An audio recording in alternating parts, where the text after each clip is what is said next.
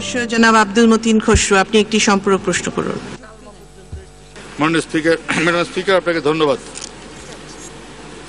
মাননীয় স্পিকার, বলা হয় ঢাকা ইজ বাংলাদেশ। ঢাকা মহানগরীতে প্রায় 1 কোটির উপরে লোকের বাস। মাননীয় প্রধানমন্ত্রী শেখ হাসিনার পক্ষেই সম্ভব একাধিক সুদূর প্রসারী বাস্তবভিত্তিক পরিকল্পনা নিয়ে আজকে যানজট নিরসন তথা ঢাকার মানুষের যোগাযোগের সুব্যবস্থা করেছেন। আমি মাননীয় প্রধানমন্ত্রীকে একটা সুনির্দিষ্ট প্রশ্ন করতে চাই। মাননীয় প্রধানমন্ত্রী, বাংলাদেশের মানুষ তাকিয়ে আছে আপনি ঢাকা আশুলিয়া এলিভেটেড এক্সপ্রেসওয়ে এবং আপনি এখন যেটা বললেন যে ঢাকা আশুলিয়া এলিভেটেড এক্সপ্রেসওয়ের সাথে সংযুক্ত করে ওয়েস্টার্ন ঢাকা এলিভেটেড এক্সপ্রেস নির্মাণ পরিকল্পনা আছে।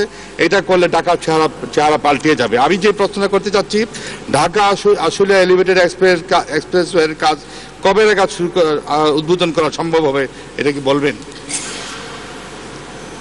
ধন্যবাদ মাননীয় সদস্য। মাননীয় প্রধানমন্ত্রী।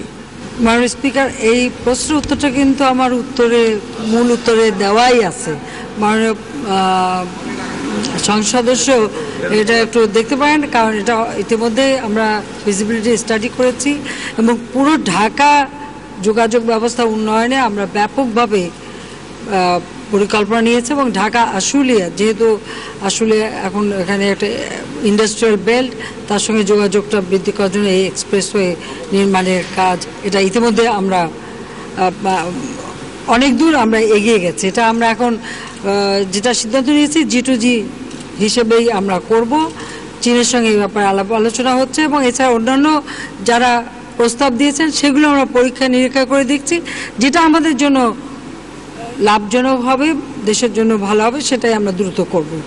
কাজে উত্তরটা মোটামুটি দেওয়া আছে। ধন্যবাদ। ধন্যবাদ মাননীয় প্রধানমন্ত্রী।